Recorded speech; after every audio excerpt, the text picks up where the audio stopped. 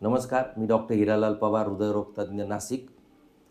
आज आपल्याकडे नागपूरवरनं शिवाजी कदम हे आलेले आहेत आणि त्यांच्याकडनं आपण त्यांचे लक्षणं जाणून घेऊयात.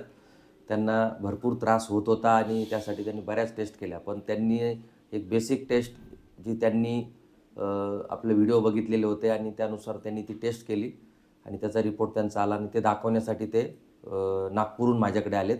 तर आपण त्यांच्याकडे जाणून घेऊयात. तर शिवाजी सर, तुम्हाला काय त्रास होत होता?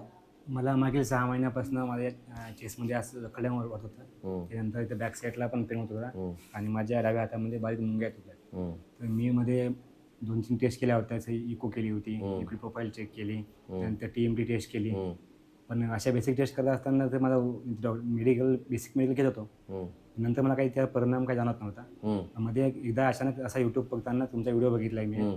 त्या व्हिडिओमध्ये मला जाणवलं की बा सगळ्या टेस्ट पॉझिटिव्ह असल्या तर आपल्याला एक टेस्ट करणं जरुरी आहे, ते B12ची. मग मी लगेच B12 चेक केलं. B12 मला फार कमी दिसलं. मग मी तिथं परत मेडिकलला गोळ्या घेतल्या. पण तरी मला आतनं काही फरक पडला नाही.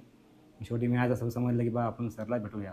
ओके. तर त्यांचं जे B12 होतं ते साधारणतः 125 इतकं कमी होतं आणि त्यांनी गोळ्या घेऊन पण त्यांना त्यात बदल वाटत नव्हता. कारण भारतामध्ये बरेच पेशंट असे आहेत की त्यांना ॲब्झॉर्प्शनचा प्रॉब्लेम असतो.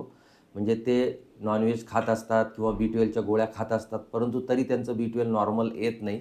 त्याच्यामागे ॲब्झॉर्प्शनचा प्रॉब्लेम असतो. कारण ॲब्झॉर्प्शनमध्ये B12 ॲब्झॉर्प्शनसाठी काही फॅक्टर असतात, तर ते त्यांच्या बॉडीत ॲब्सेंट असतात आणि त्याचं पॉप्युलेशन आपल्या इंडियामध्ये फार मोठ्या प्रमाणात आहे.